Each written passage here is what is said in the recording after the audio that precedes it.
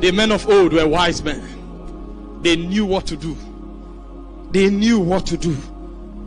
They knew. The cries of iniquity in Sodom have risen to me, and I am going to destroy it. Genesis chapter 8 verse 19. And a man of prayer rose up. Will the God of all heaven destroy the righteous and those in iniquity? Will the God, the just God, he knew intercession in the corridors of heaven. This was a judgment that was perfected, concluded in the annals of eternity. But a man on earth by priesthood could change it. What if you find 50 righteous men?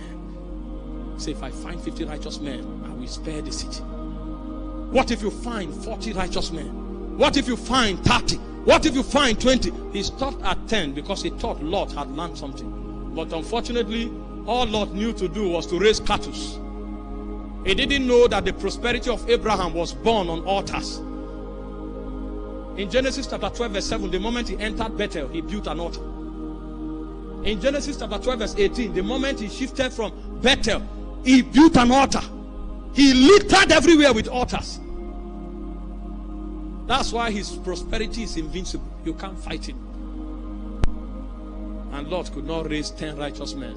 He was there, his soul was grieved, but he didn't know anything about priesthood.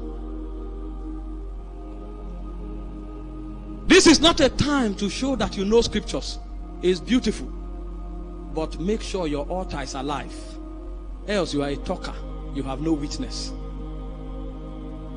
I know a lot of people running everywhere writing things.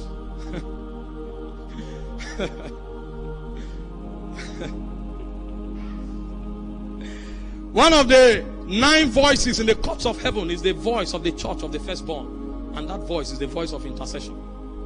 That is what gives us the right to participate in that realm. The first preparation is the preparation of power evangelism. Many must be brought back to the kingdom, and the only way we can do it is to shatter the forces of iniquity. The second preparation is to gain stamina for yourself in the spirit by journeying through prayer into the Holy of Holies.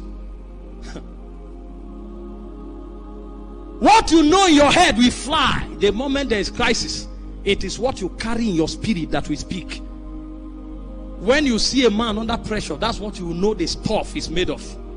Many can talk, but what re-engineers your inner man is the light of the presence. If you can't journey there in prayer, you are at risk. You will know a lot, but you will float away like the chaff before the wind. How do you stand in the counsel of God? It's when you travel there for yourself.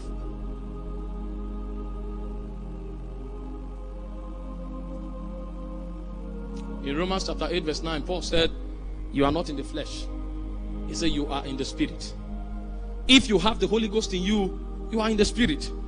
But in Galatians 5:26, Paul began to speak. He said, if you are in the spirit, then walk in the spirit. Prayer is a migration into the presence. Prayer is a journey into intimacy with God. Prayer is a progression in the spirit from the standpoint of weakness to where you are enveloped by the energy of the divine. In Isaiah chapter 40 verse 28, he said, have you not heard? Has it not been said to you that the everlasting God fainted not, neither is he weary? He giveth power to the faint, unto them that have no might he increaseth strength. But he now began to compare the everlasting God with man. He said, even the youth shall be weary, and the young men shall utterly fall. The reason is because the glory of the young man is his strength, but he's telling you that the strength of man will fail. That's why he said, in that day no man shall stand. He said, woe unto them that are with child, and them that give suck. He said, men's heart will fail them because of fear. Let them that are in Jerusalem run to the mountain and tell it to cover them. No man can survive. The only way you can survive is when your energy, your weakness is exchanged for that of God. And the young man that shall faint suddenly, he said, they that wait upon the Lord, they mount up with